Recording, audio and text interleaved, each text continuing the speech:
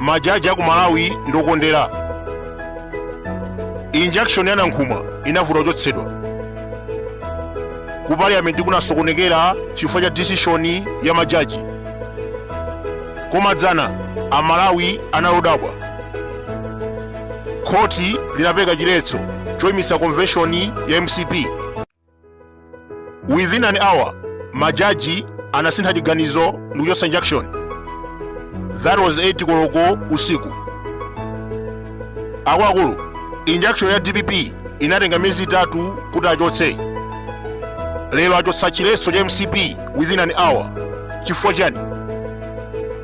Yankho limeneli angayankheni Mulungu. Chifukwa Malawi pakali pano akulamulidwa ndi Belzebulu. Kwa nthawi yoyamba, Mary analemba posti yokumbukira Chilima. It's heartbroken after 60 days. Ngozi itachitika, apolisi analephera kusaka ndege. Koma dzana ku convention ya MCP, apolisi anachezera kupereka chitetezo. Pa 10 Juni, asilikali amasowa matochi owunikira uchikangawa.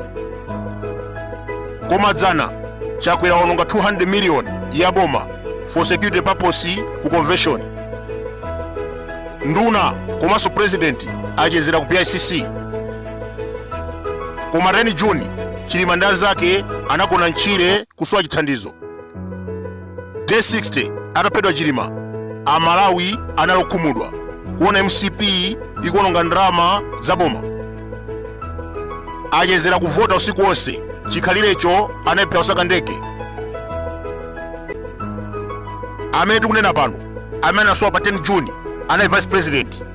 Koma minister of homeland security, minister of defense, president ndi nduna zonse anagona nyumba. Chimene chadabwisa kwambiri pa 60 day ataphedwa Chilima, kunali convention ya MCP. Ndi president, nduna, minister of homeland security zikhale ng'oma kama Jekete, pamodzi ndi minister of defense ali Nkandawire, Chimwendo, inspector general ndi ena onsewo anagona panja.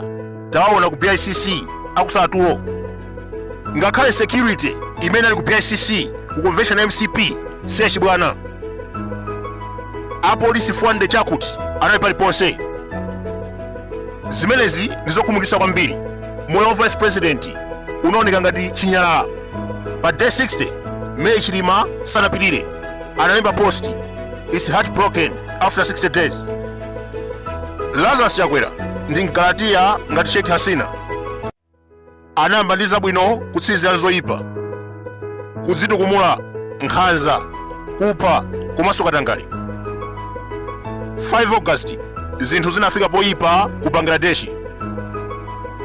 Anthu anatengana chigulu kupita ku nyumba ya prime minister. Sheikh Hasina ataona zimenezi anachita mantha.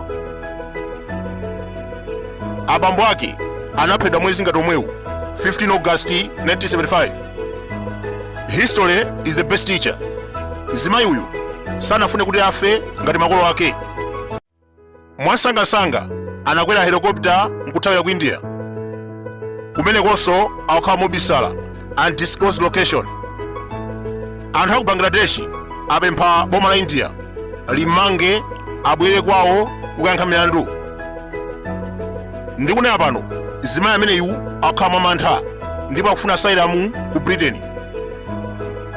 Mwana wa sister wake Turip Sadiki ndi MP wa Labour Party. Komabe boma kumeneko lakana kumpasa visa.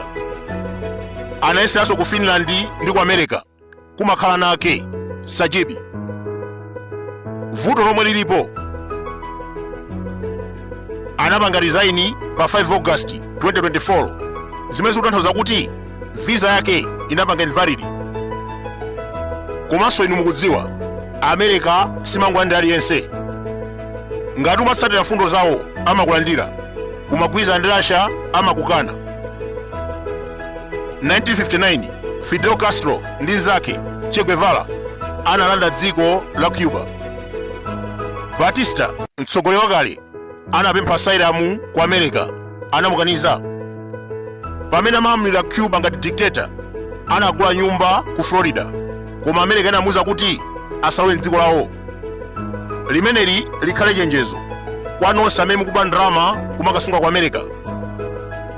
Zikadzavuta adzakulandani ngati mmene anachitira ndi Batista. Anagula nyumba ya ndalama zambiri ku Florida koma sanagonemo. M'malo mwake anadzikakamiza kupita ku Portugal kumene anafera. Chakwera kuba ndalama kumalawi kuno ndi kumakasunga ku Dubai, Britain komanso America. Kumadziwa kuti tsiku ndi limodzi zimuonekera. Syngman Rhee anali president ku South Korea.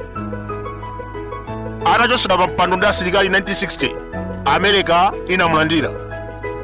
Anampasa nyumba ku Hawaii kumene anakhala masiku osamwe wake. Izi zinali chonchi chifukwa chona kuti mkulu ameneyu anali papeti. America inagwiritsa ntchito pogawa dziko la Korea. Lero timamva za South Korea ndi North Korea. Kalekale linali dziko limodzi. Kim Il-sung wa North Korea anali papeti wa Russia. Syngman Rhee anali papeti ku America.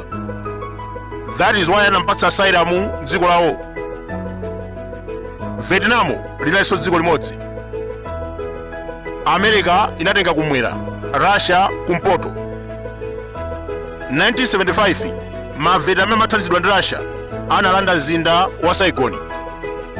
Nguyeni Kao, mmodzi wa atsogoleri kumeneko, anathawira ku America. Amakhalira ku California kumene amanga bizinesi yogulitsa mowa. Mwachidule mtsogoleri wogwadi America anthu akamuchosa mpando amapatsidwa asylum. Sheikh Hasina amagwirizana kwambiri ndi India. Ana ake amakhala komweko. That is why chinali chapafupi kukabisalako.